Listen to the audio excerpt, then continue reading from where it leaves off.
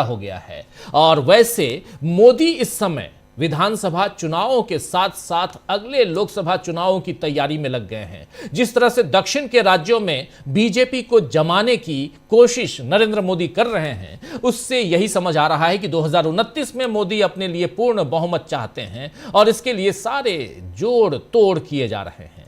इसके लिए संविधान के साथ साथ राष्ट्रगीत और राष्ट्रगान को भी नहीं बख्शा जा रहा है। पिछले सत्र में, यानी अभी जो विंटर सेशन लोकसभा और राज्यसभा का खत्म हुआ, संसद का विंटर शीतकालीन सत्र, उस सत्र में वंदे मातरम पर कैसा विवाद मोदी सरकार ने खड़ा किया, ये हमने देखा, आपने देखा। अब गणतंत्र दिवस से पहले, यानी परसों 26 जनवरी है, उससे पहले यह खबर आई है कि सरकार वंदे मातरम को राष्ट्रगान जन गण मन जैसा दर्जा देने की तैयारी कर रही है। और इसी सिलसिले में हाल ही में एक हाई लेवल मीटिंग की गई, जिसमें इस राष्ट्रीय गीत को गाने के नियमों और प्रोटोकॉल पर चर्चा की गई।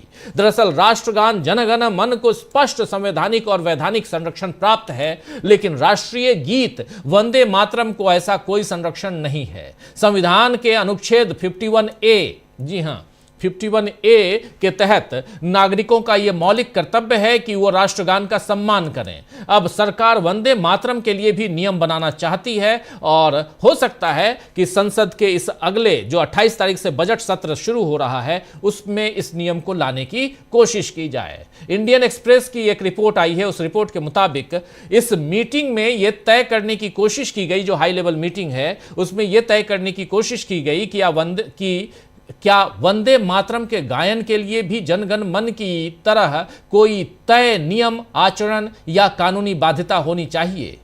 यह सवाल यहां पर पैदा किया गया और इसको तय करने की कोशिश हुई। आपको बता दूं कि मोदी ने वंदे मातरम के अपमान का आरोप कांग्रेस पर लगाया है और इसमें रविंद्रनाथ टैगोर और सुभाष चंद्र बोस तक को नहीं बख्शा।